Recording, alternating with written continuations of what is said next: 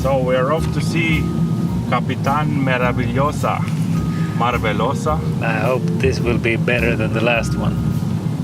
You mean the Iron Sky Yep. 2? So have you thought much about Iron Sky 2 after we saw it? Only one thought. Never again. Yes, me too. So, Skrulls are the bad guys.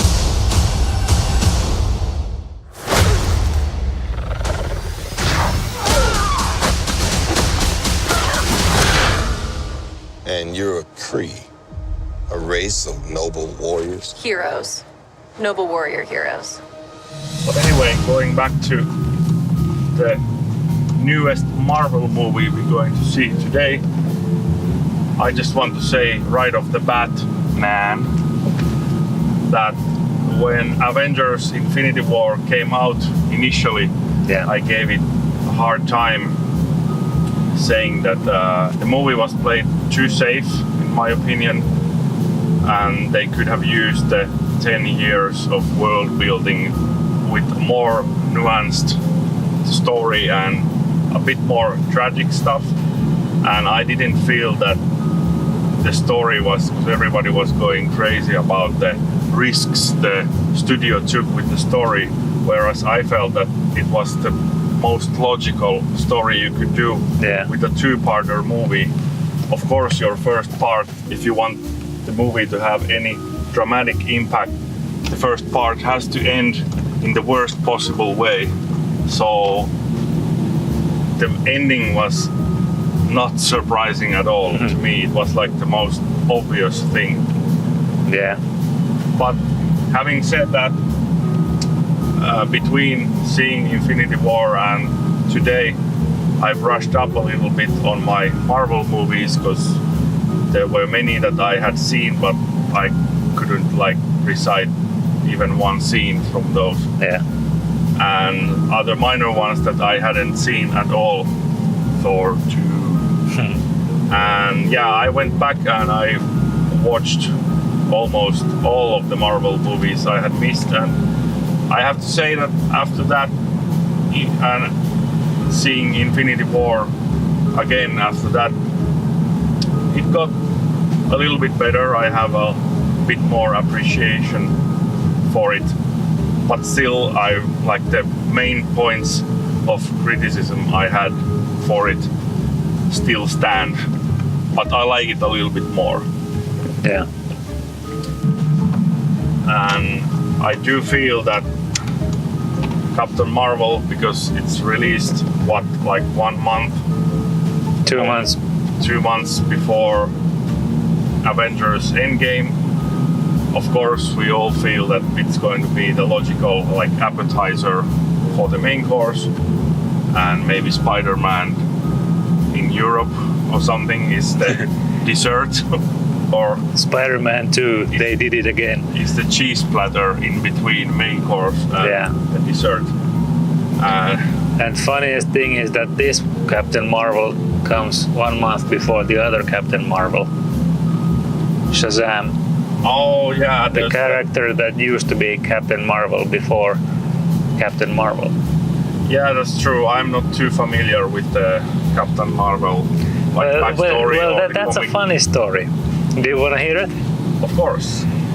The company that became DC Comics, National something or other, they had Superman. Then this, let's say company B, they created a similar superhero, had cape, used spandex suit. He flew, he was from outer space, he had superpowers, and his name was Captain Marvel. And for some reason, that sold better than Superman. So the National whatever comics company, they sued the other one because it was too similar to their Superman. But really because they were killing them in the sales. And then this company B, they got the cease and desist, and they couldn't use that one anymore, so they gave it up. And then in the 60s, I think Marvel took the name and just made it a different kind of character. Okay. And then after that, DC thought that, hey, that was our character.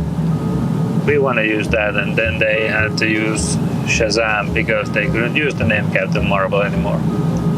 And is the name of the character Shazam always with the exclamation point, or I don't know. because it feels like this Eureka kind of. Yeah. I don't know So about that. what could the character be called? But I don't know. it's a funny cat and mouse game, and Marvel kept the name Captain Marvel alive for different characters because they just killed one off and then they did another one. Hey, this is Captain Marvel today. And now it's Cara Danvers. But the funniest thing that the DC Supergirl TV show, the actress, the character's name is Cara Danvers with a K. This Captain Marvel is with C. So maybe this is DC's way to get back at Marvel for stealing the name. I don't know. Like it. Maybe. Yeah. Who knows? Yeah, it's important stuff. Ongoing feud between Marvel and DC that spans decades over a name. Yeah. But I did not know that. But in many ways, it feels that this is going to be like a reverse Black Panther situation, because I realized that before the Black Panther's own movie came out, which was of course Marvel's one of their bigger successes. Yeah. For cinematic reasons only. Yeah. And maybe some story elements also. Yes.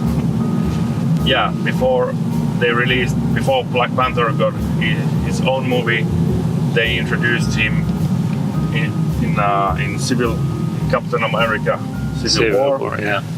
And to me it was a nice way of showing the character before he gets his own movie, like they did with Spider-Man as well. There's no need for the 10,000 origin story.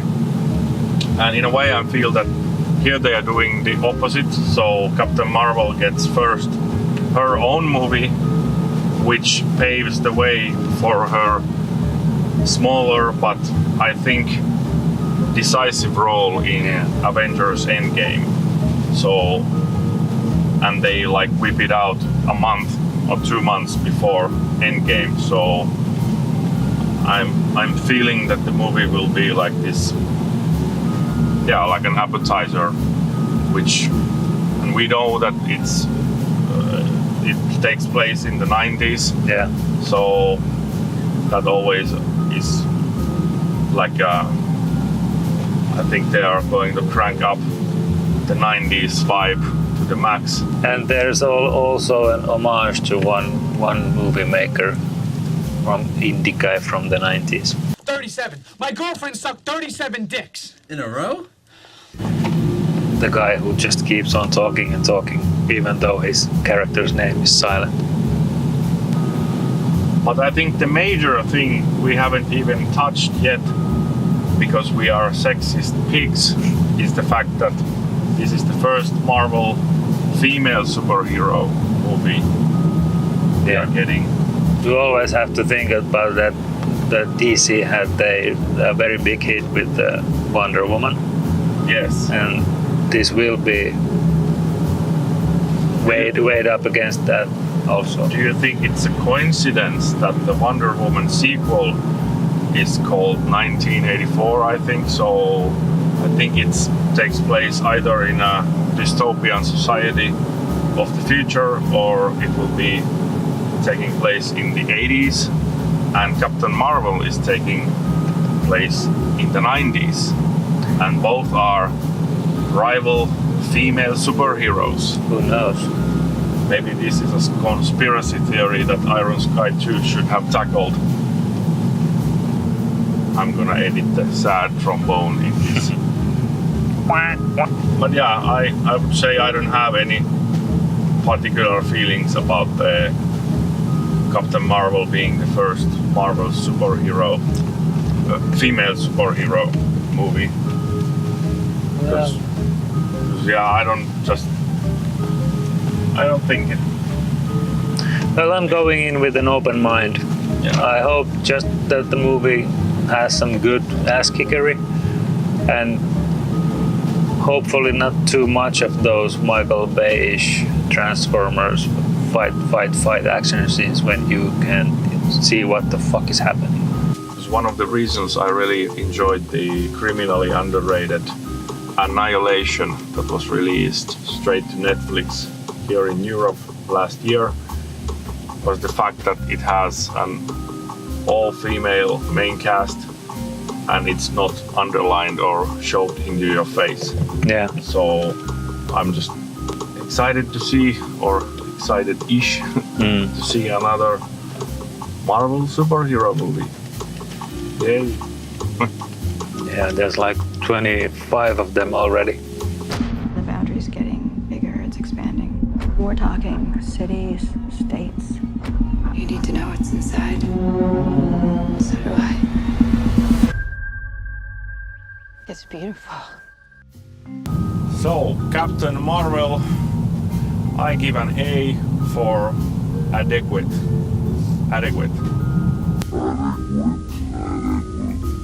Yeah.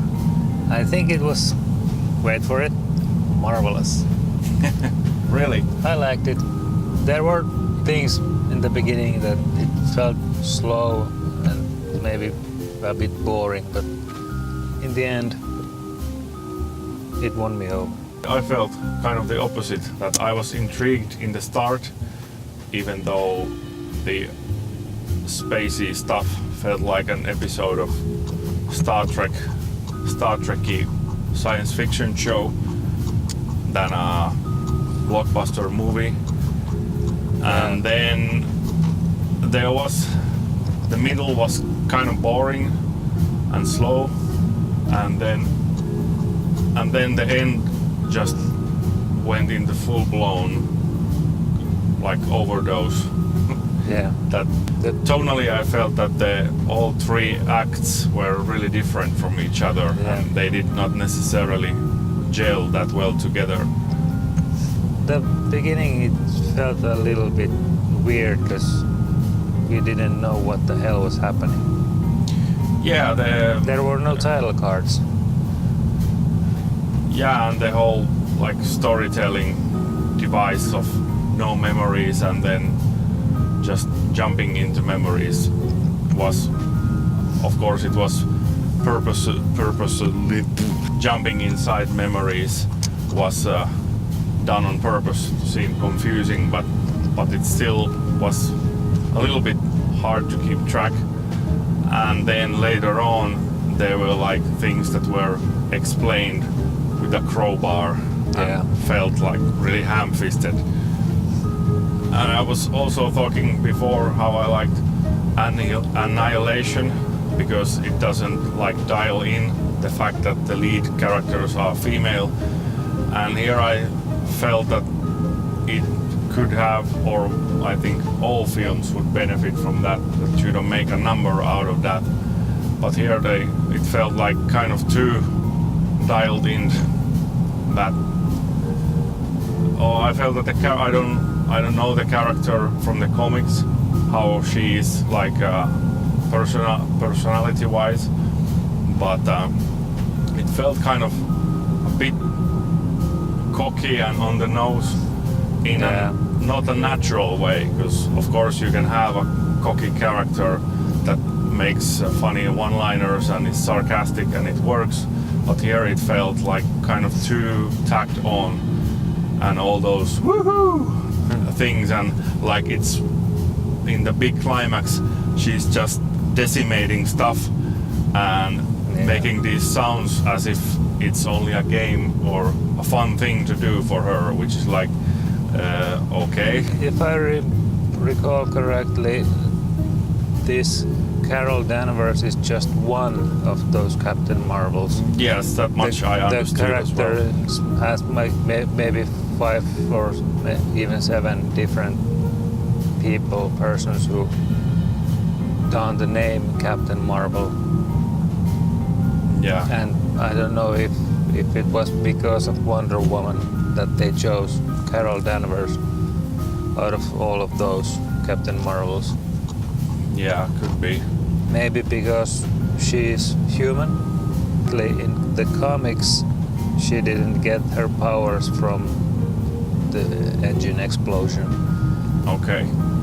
She got this Cree blood mixed with her DNA, and then all this. Yeah, so they changed the origin story. Yeah, they That changed. Here they are like saying that we made who you are, Yeah. but she's not like.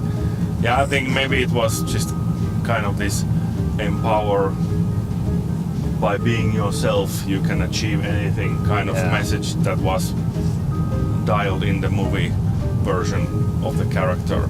It teaches us to be the best you can be. Yes, I was cringing at that point when that Yeah. it was said 2 times that be the best version of yourself. Like, okay, and yeah, you could see almost the Hallmark card that the character was holding and Yeah. reading it from.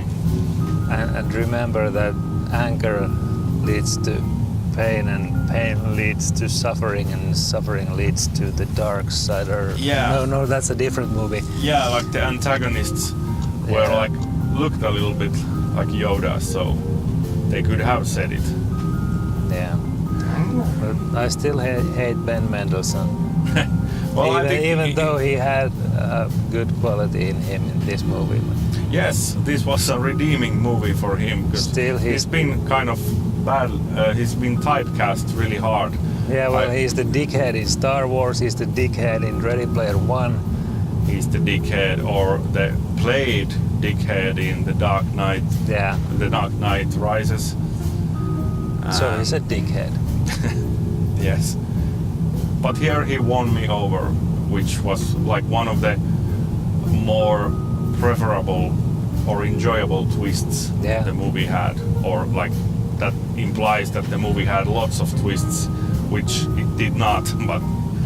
But there were some like obvious ones, and What did you think about the de-aging of Nick Fury and Agent Coulson?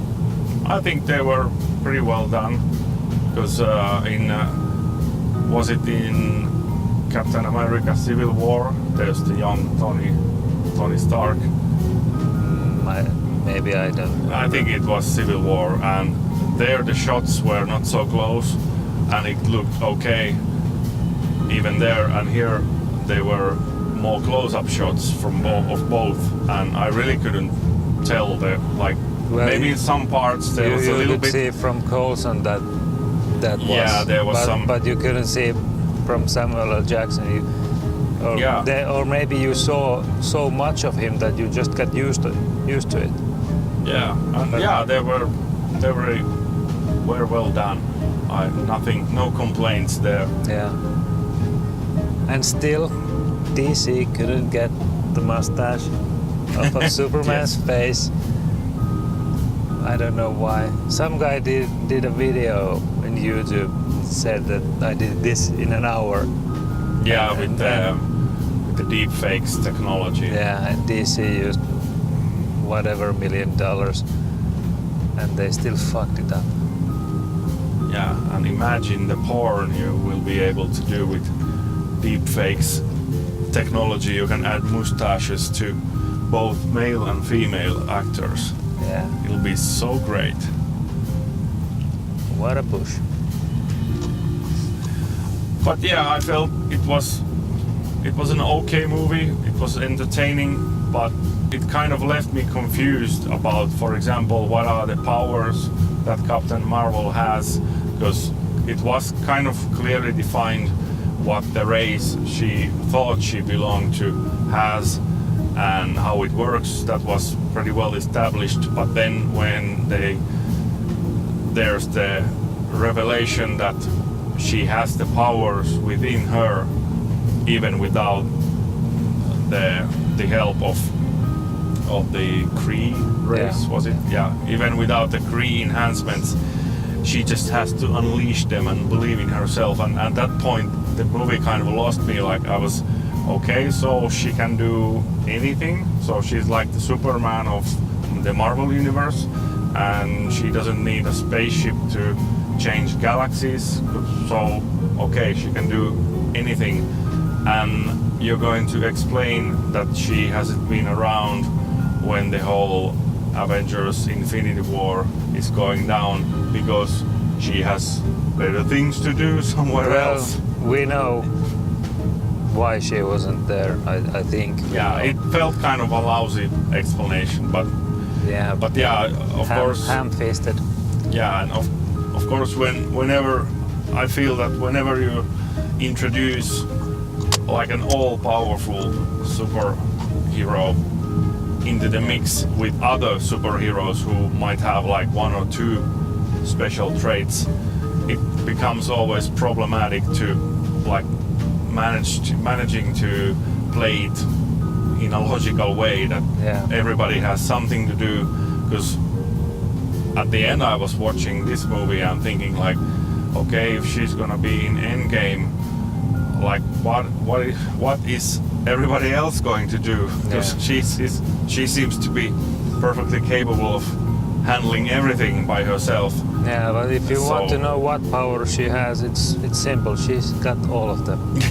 Yeah, so that is kind of where the tone of the movie towards the end shifted for me, like to in an absurd place. But I have a prediction about Endgame. Captain Marvel is in the third act only. Yeah, I don't think she's going to be... I think she will be in the third act. Yeah. The first and second...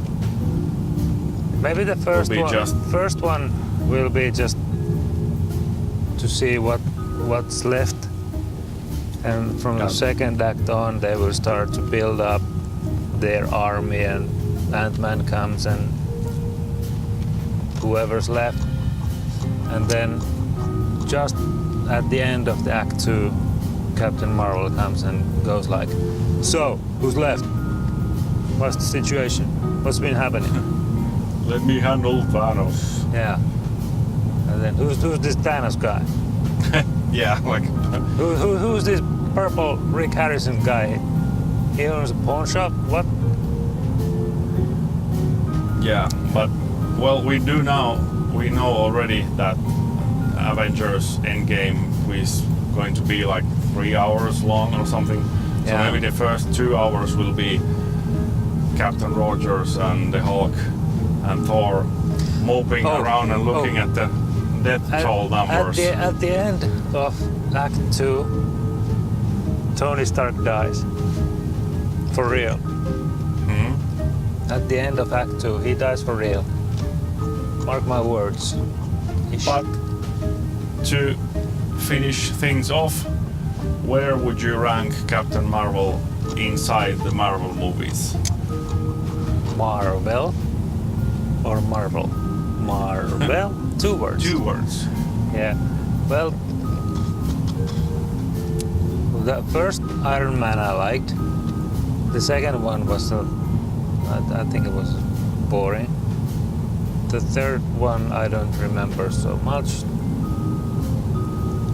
I think I will range it with all of the firsts.